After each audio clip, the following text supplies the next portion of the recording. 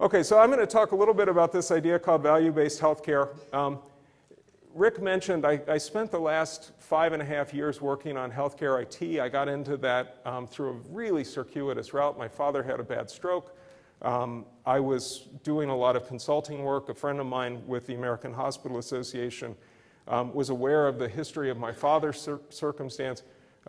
He had a stroke with no insurance. I was writing some fairly sizable checks, managing his care. At one point, he had 23 different physicians prescribing for him. He had 4 ADEs in a row. On the 5th one, I thought maybe we need to do something different. And we took him, at the advice of a friend, to the VA. And the VA at that point had really one of the few comprehensive electronic health record systems.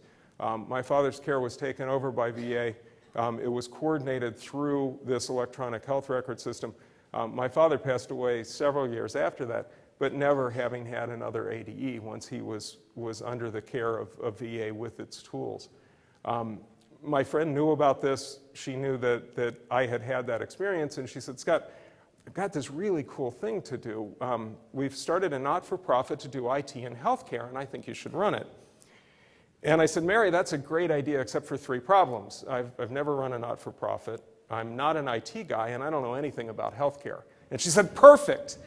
And the perfect was that I wouldn't be biased. I didn't realize ignorance could have such profound benefit. But the last 5.5 years, I really worked hard on this IT thing. And at the end of that time, one of my realizations was that IT isn't going to change healthcare. People here thinking differently, working in a structure that has a different orientation, will change healthcare. You'll need tools of IT to do it. Don't get me wrong. The IT investments, the IT infrastructure is absolutely essential. But IT isn't going to make this baby happen. And there are a lot of people in Congress who think that somehow IT is pixie dust, and we're going to sprinkle it around, and all of a sudden we're going to magically transform healthcare, and we're going to magically lower costs. I don't really think that's going to happen.